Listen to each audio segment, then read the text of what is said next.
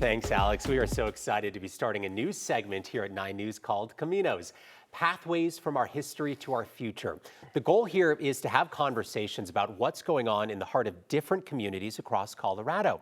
And for our first segment, we are talking about a fan favorite here in Colorado, the history of baseball. We'll get to our special guest here in just a moment, but first a little recap.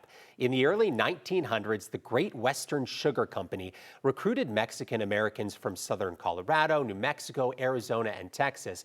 Work in the beet fields was hard, so men and boys found recreation and relief in baseball. The Greeley Grays were formed along with some other local teams. They traveled to neighboring towns and colonias to play, and they eventually formed an organization that later became the Rocky Mountain League of the National Semi-Pro Baseball Congress. This all opened the door for an entire generation of rural Latino kids who craved role models like the guy I'm sitting next to today, Vinny Castilla. Vinny, thanks so much for being here. Thank you for inviting me. Rockies legend, of course. For those who aren't familiar, we got to give them a quick little recap first. First player to retire from that 93 stocked Rockies roster. As of 2022, you're the all-time home run leader among Mexican-born players with 320, three-time Silver Slugger Award, two-time All-Star. The list goes on and on and on. From 95 to 99, Vinny averaged 38 home runs and 112 RBIs.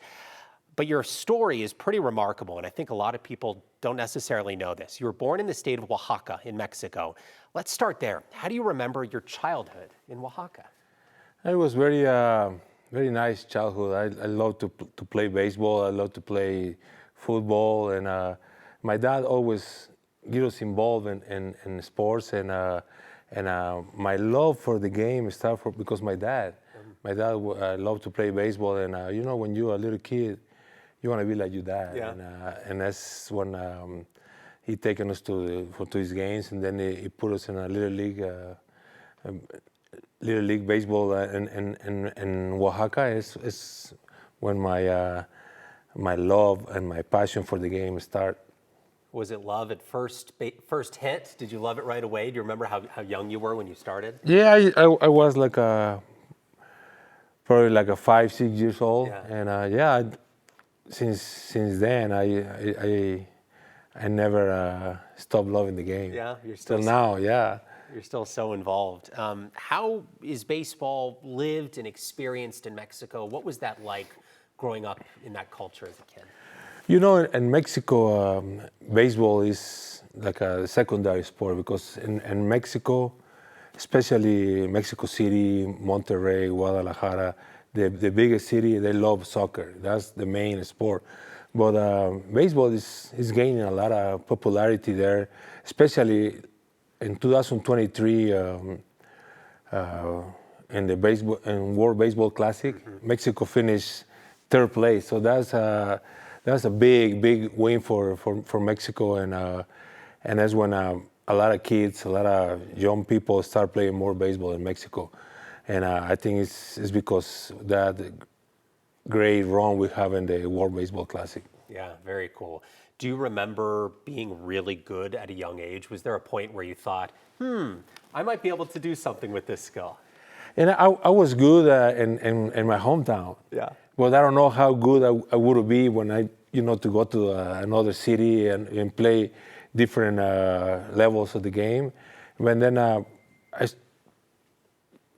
I always play 2 years up because my brother is 2 years older than me, and my dad want us to play together. So my game was good, but it's still like my brother at that time was better than me because he was 2 years older than me. Sure. So in 2 years, when you are 14, 15, that's huge. That's a big difference. That's a big difference. Yeah. But then a lot of people start telling me, "Hey, Vinny, do you want to go play in a semi-pro? Or you go to like a tryouts and stuff?" I say, I don't know. I wanna finish school. My dad always wanted me to finish school. I was finished high school, and then I started going to a university in Mexico to become a lawyer. But I only go for like 6 months, and then I got to make a decision that if I want to keep going to school or go play pro baseball. And it was when my dad told me, he said, school always want to wait for you. Baseball is not going to wait. So go ahead and try to play baseball and then see what happened. And if it doesn't work out for you, you could come back to school. But thankfully, it worked out for me. Yeah, I think you made the right choice. A story a lot of people don't know about you. So in 1990, you were playing for a team in the Mexican League, and the Atlanta Braves actually purchased your contract from that. That was pretty rare back then, right? You know, that was the way you're supposed to. They work out for Mexican players.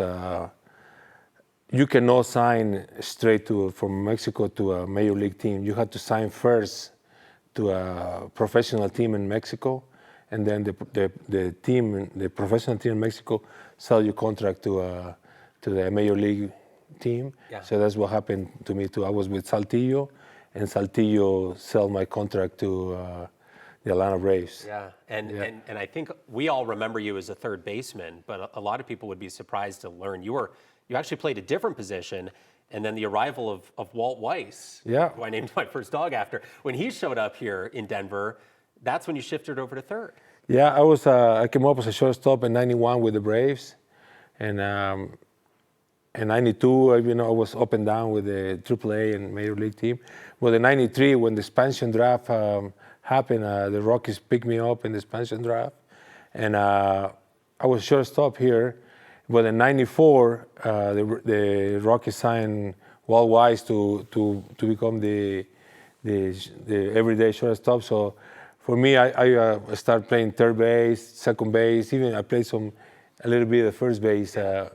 But that's when, and during the strike in '94, Bob Gephardt, the general manager, asked me, "Hey, Vinny, I want you to go to instructional league and learn how to play third base because we don't know for sure if we want to sign Charlie Hayes back for '95.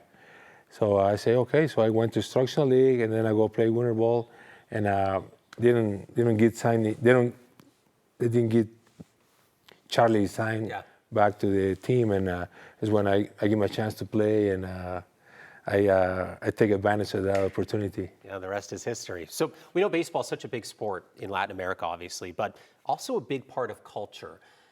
When people look at you as a role model, do you hope it sends a message to some of those kids who are in that same position you were in, where they say, "Yeah, I'm pretty good at this sport, but I don't know if I could make it"?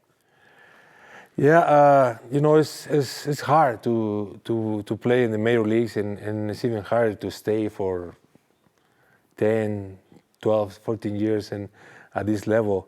And but you have to first of all, you have to have talent.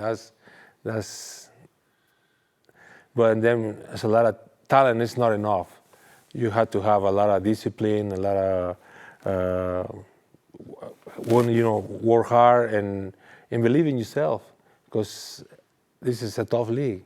Major League is a tough league, and to stay at this level, you have to be very consistent. And to get that consistency, you have to be a lot of discipline, stay away from bad people, and just concentrate on what you wanna be. And that's what happened to me. I mean, I was so focused on what I wanna be, and so the distractions I was stay in my line. Absolutely. Well, you did a great job staying in the league for so long, a role model for so many Latin American kids, and of course kids here as well, looking up to you just like I did. Thank you very much. 30 years ago. So, Vinny Castilla, thank you so much for joining us today for this Camino segment. We really appreciate it. Best of luck to you and the team. We hope to see a continued success with the Rockies. Thank you for inviting me. I appreciate that.